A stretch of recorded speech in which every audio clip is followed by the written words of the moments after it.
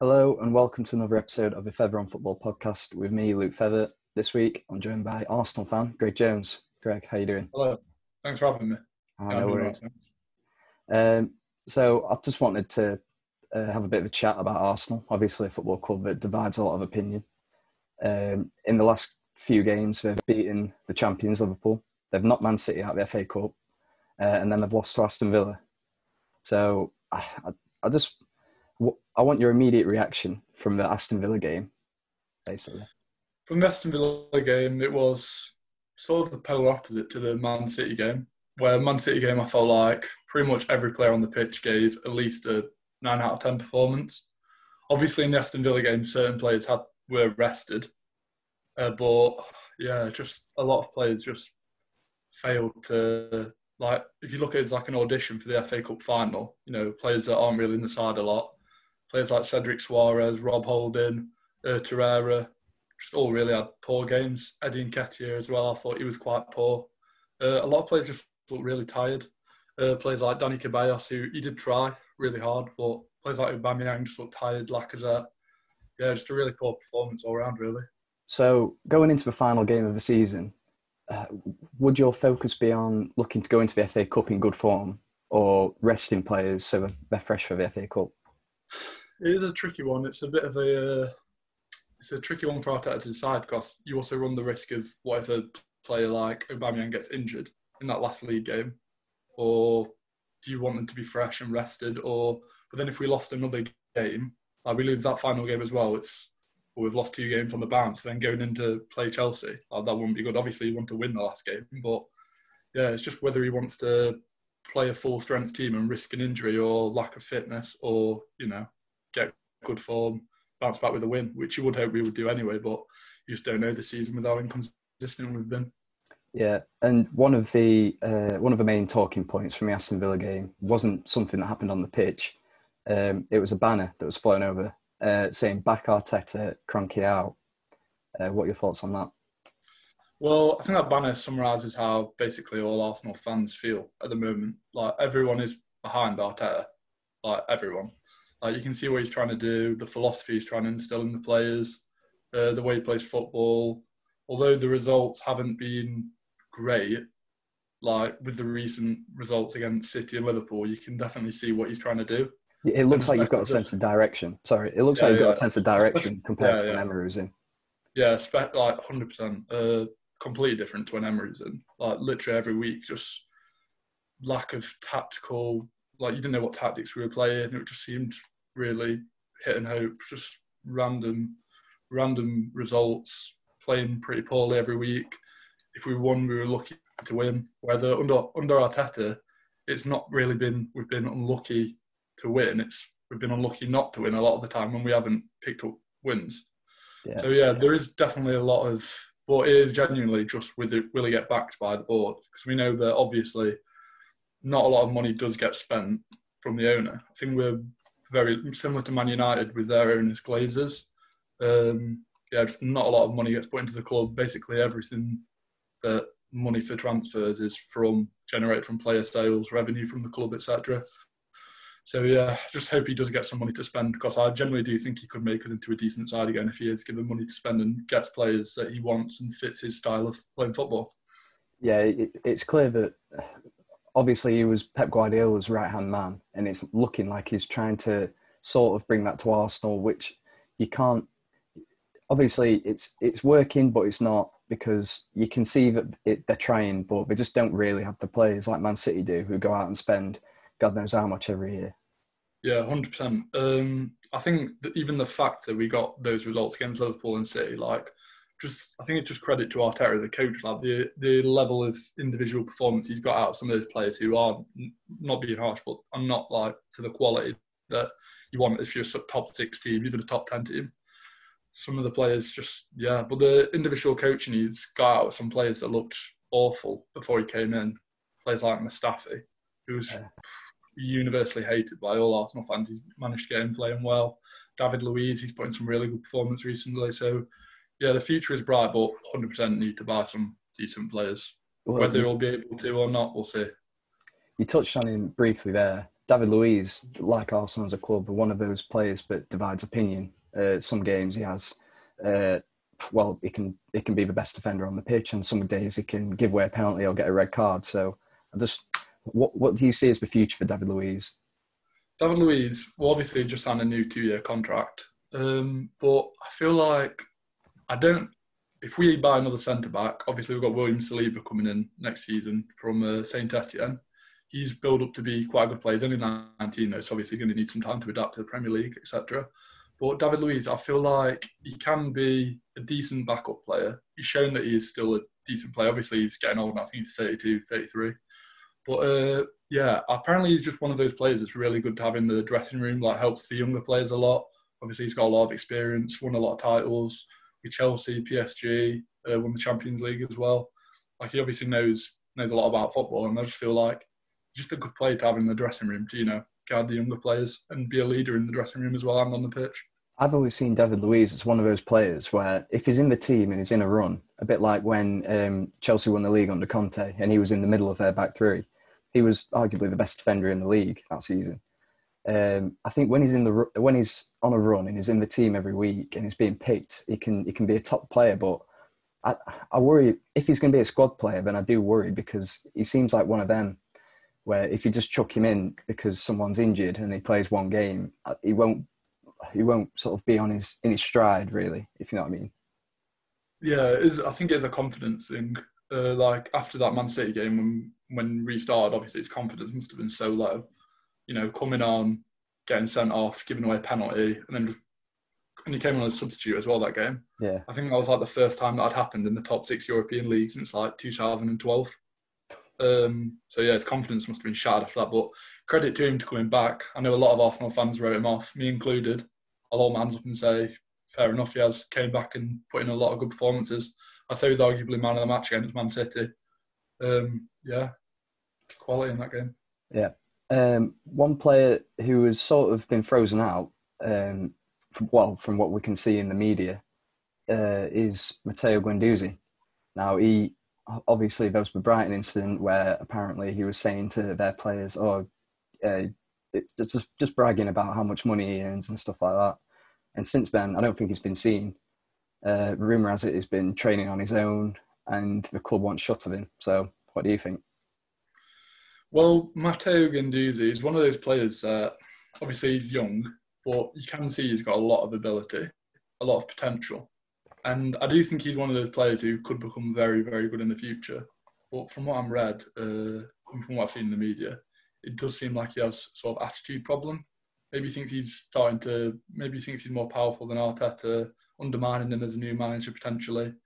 And I think, he has just fallen out with him. I know they already had a previous argument when the club went on before the restart. They went to Dubai, a warm weather training camp, and he did fall out with him there. I know he got dropped from the squad completely when he came back because he fell out there.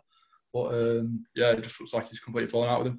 I don't even mind him like giving a bit of banter to more pay on the pitch, even though it's about money. I just think some players will just say anything on the pitch, try and get a reaction. But the way he did it, and then it kind of spurred Mapai on to get the winner. And then the way he reacted afterwards came across as a bit sour grapes to me when he just grabbed him at the end of the game. And but if he's fallen out with Arteta, then fair enough. I kind of respect Arteta that we actually have a manager now who will say, no player's bigger than the club. If you're not on board with my philosophy, you can leave. And I think that's perfectly fine. If he's not on board with what Arteta wants to do at the club, then he's free to leave, in my opinion. Get a bit of money for him. And we're probably going to need that money to reinvest into the squad, hopefully. Yeah, I think, like you say, it is with Arsenal, they've sort of had the issue where the players don't... I don't want to say lack of effort because I think they are putting an effort in, but it's just something's just been missing for them. And maybe they're just seeing Arsenal as a bit of a stepping stone because in the last sort of 15 years or so, players have left to go and win trophies. So whether Guendouzi sees himself as too big for Arsenal or he's just too big for Arteta, because Arteta's a new manager. Well, I don't really know where the attitudes come from, but I think Arteta's doing the right thing by getting rid of him. Yeah, he's a young lad at the end of the day, and obviously but if you're going to be immature and have attitude problems, and if we've got a manager like Arteta who clearly he's not going to take any rubbish. Like, you've seen that with Ozil, Guendouzi. He's not afraid to just drop people out of the blue. If they're not on board and not listening to what he's saying. I saw something about him apparently messing about in training, just not listening to what he was saying. It's just like, if you're professional football and you're not listening to the manager when it's literally his job and he's trying to get results in a worst season since, I think the last time we finished outside the top six was 1995, where we finished 12th. And, it is a time to listen. And if he's not on board with what Arteta's trying to do, then free to leave, in my opinion. Another player who has been rumoured to, the rumours about Mesut Ozil have always been there, but it's a tricky one because of his contract. I think he's still got a year or maybe 2 years left on his deal. He's on a stupid amount of money. He's not playing. Would you say that Arsenal sort of trapped in a contract with Mesut Ozil? From what I've seen, and from solely the fact that he's not playing, Arteta clearly don't fancy him. I don't know whether he's just not kept himself fit at all over lockdown. Saw something about him apparently complaining about a back injury, which we all know is something throughout his time at Arsenal. Always, pulling out of games, like a big away fixture, say like Man City, or if we go to Man United, they'll just pull out of the squad randomly with a back injury. But we all know that he's probably just not up for it, or we just never know with him, to be fair.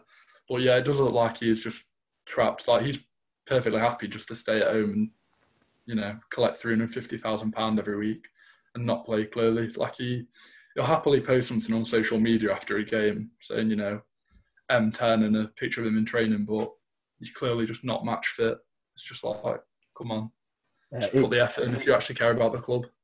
It sort of reminds me of the Gareth Bale situation at Real Madrid, who, I mean, he's just got Real Madrid on absolute strings, to be honest. He goes there, falls asleep on the bench, doesn't join in really with celebrations, just sort of smiles a bit.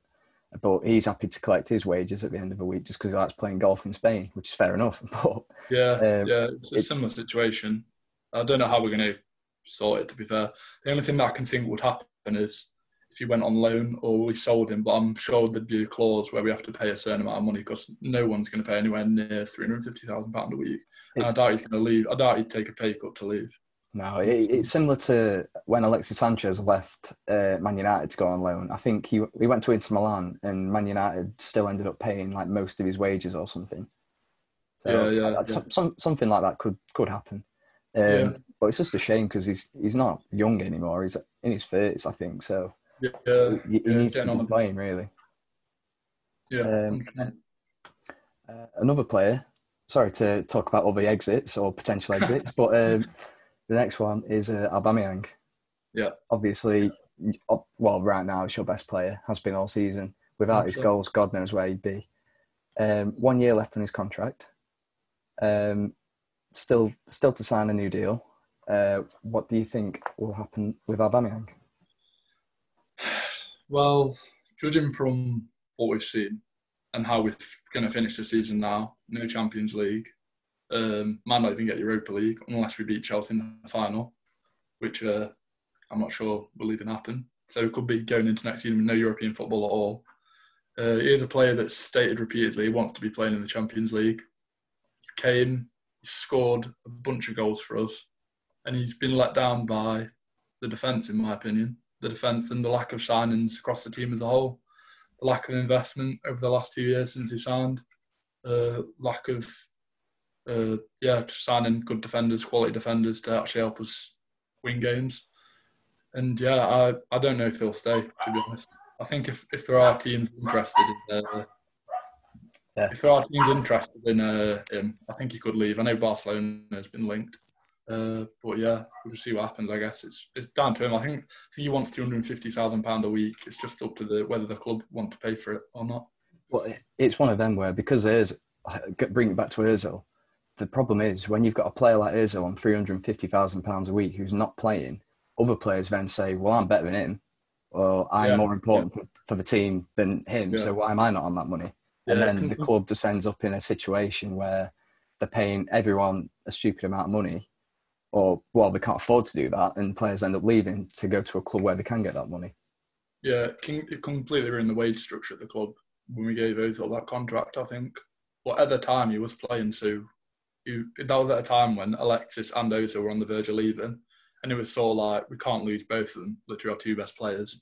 So it's sort of like, if one stays, then give the other a contract. And at the time, I was 100% thinking, this is a great thing. You sign a new 5-year deal, but now it's sort of like, yeah, it's just one of them that's just gone so wrong for whatever reason. There's obviously something that's gone on that we don't see. But anyway, moving on to players that could be joining Arsenal rather than leaving. You've touched on it a little bit that you think you need a new centre back. Where else do you think you need to strengthen? And if you've got any names, who would you want to sign? Well, centre half, one that we've been linked with a lot, Upamecano from Red Bull Leipzig. I think he'd be a solid centre back. 100% need a new centre back. 100%. We've got William Saliba coming in, obviously, but as a 19-year-old, you'd hope he'd not be the only one coming in. Yeah, you can't rest all your hopes on a 19-year-old as well. I think a few centre-backs are going to leave. Socrates probably. Potentially Mustafi. But even though he's been not playing all right recently, I don't know if he still wants to leave. I know he was close to going to Italy a few transfer windows ago.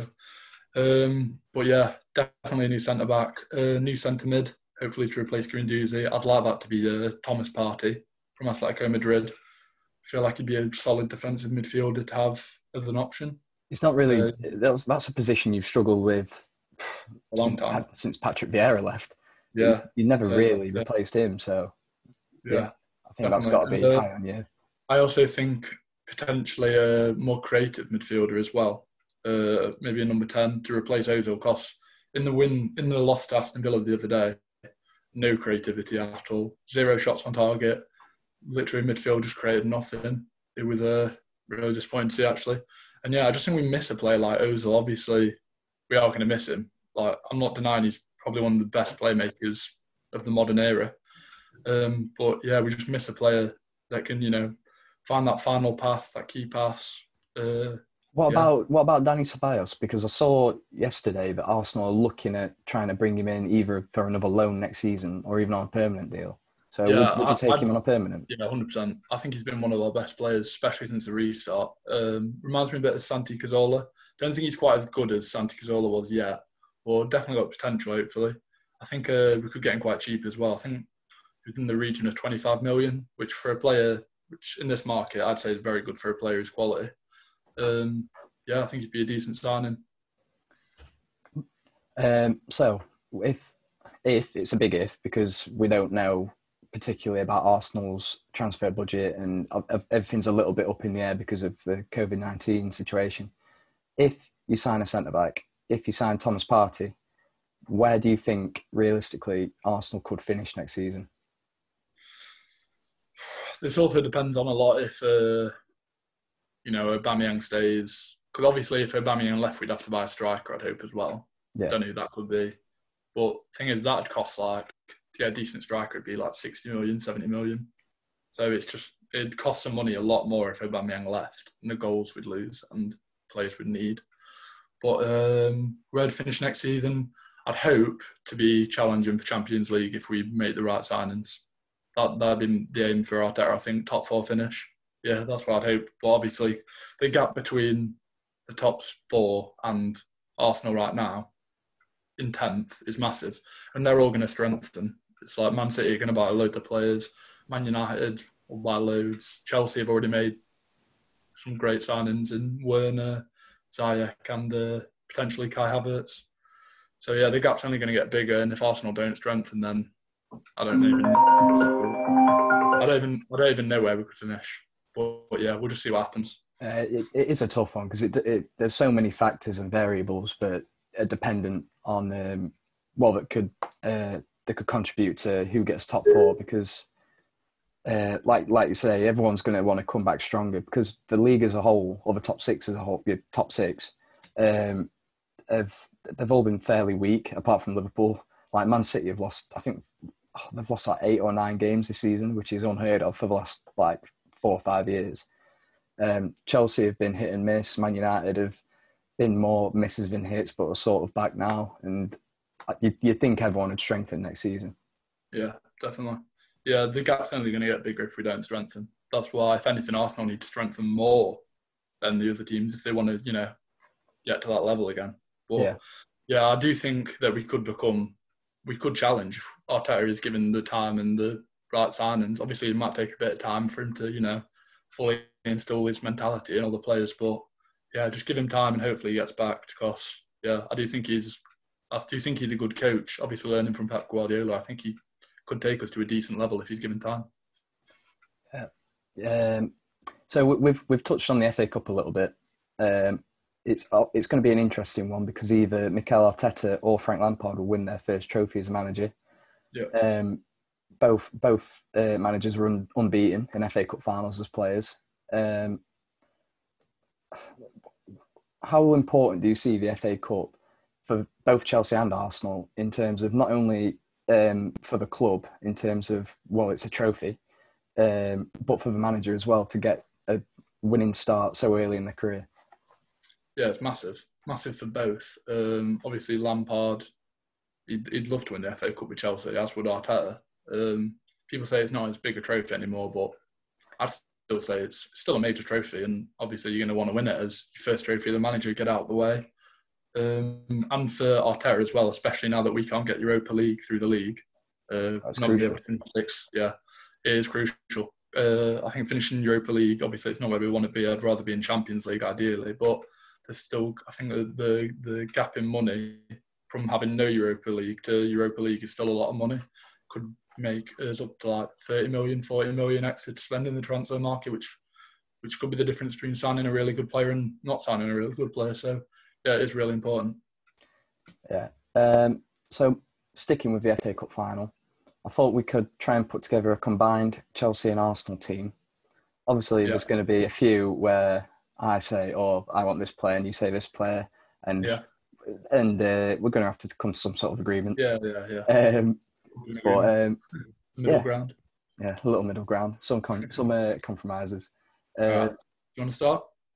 Yeah. Well, I think we'll start with the keeper, and I think it says a lot about Chelsea's goalkeeping situation that when I was picking a keeper, I didn't even think of any Chelsea keepers. It was either Leno or Martinez, but I think Leno.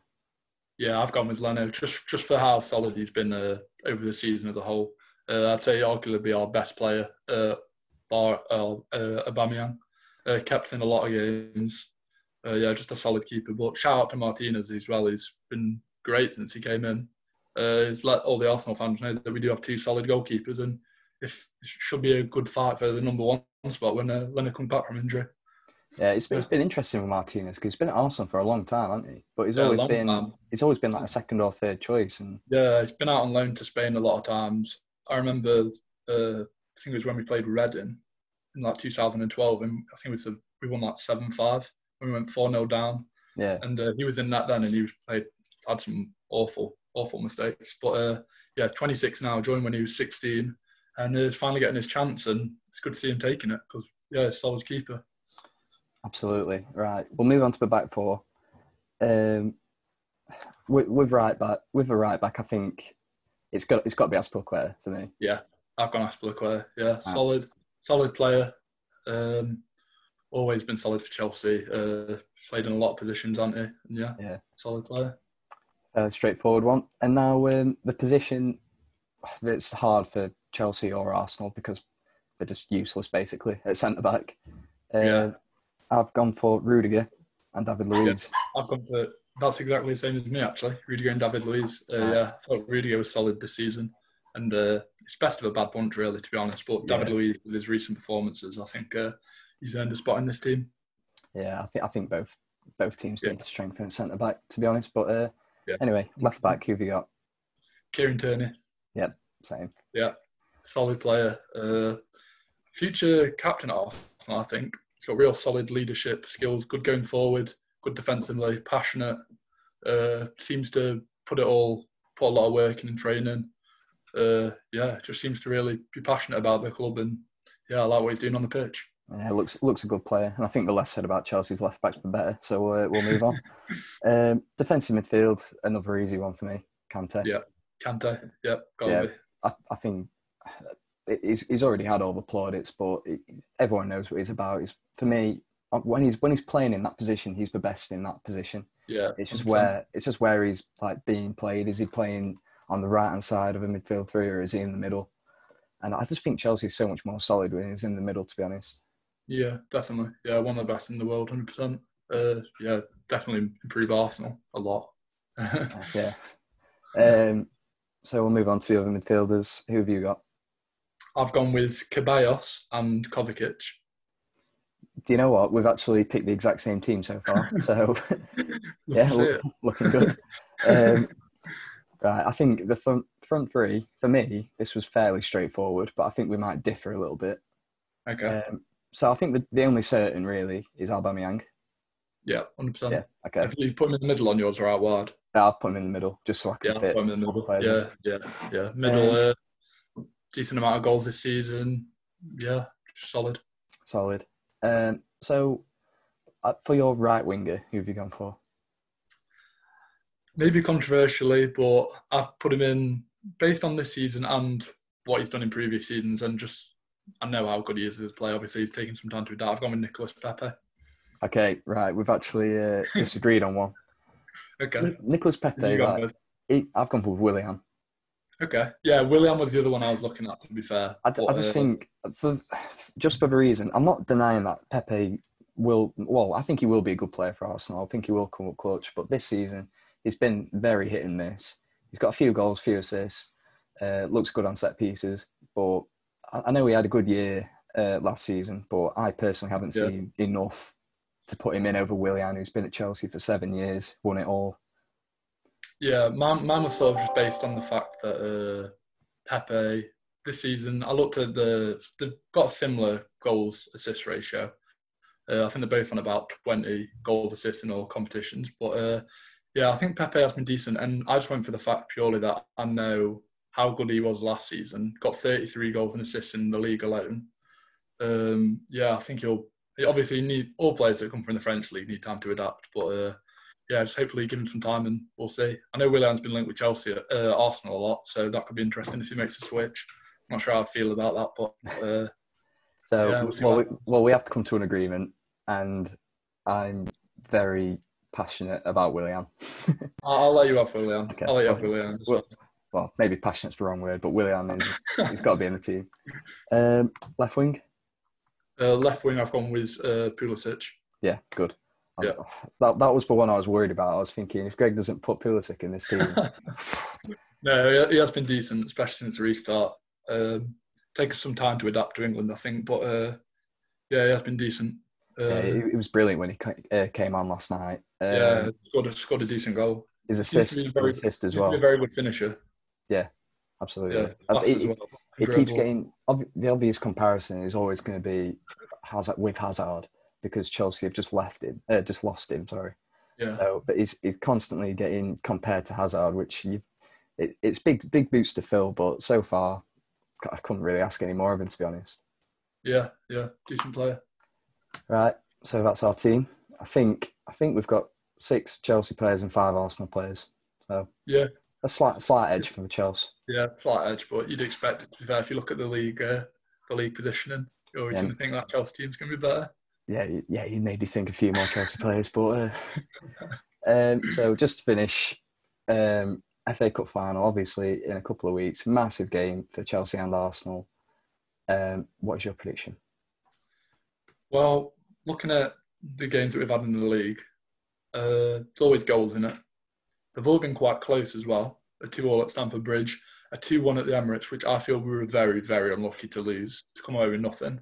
I felt like from the entire game, we pretty much bossed it, to be fair. That was one of Arteta's first games, but obviously you got the win, which is fair enough. But I've gone for a hopeful 2-2 draw with an Arsenal win on penalties. I've gone for something similar. I think it'll go to extra time after 2-2 in normal time, but I think Chelsea's squad depth in terms of impact subs will see them win it in extra time 3-2. Yeah, potentially. That's the thing. Our squad depth isn't the best. The subs that we have at the moment, it's mainly just youngsters that he can bring on. So we'll just have to see what happens. But we do seem to perform in big games recently. Obviously, Man City and Liverpool. Don't know if Arteta is just a big game motivator. We'll just have to see what happens. Yeah. Yeah, we certainly will. It will be an interesting watch. So, but yeah, I think that's everything we've need to cover today. Yeah, thanks for coming on, Greg. No worries. And thanks for watching this episode of the podcast. If you did like it, then drop a like, share it, subscribe to the channel for more football podcasts. See you later. Bye.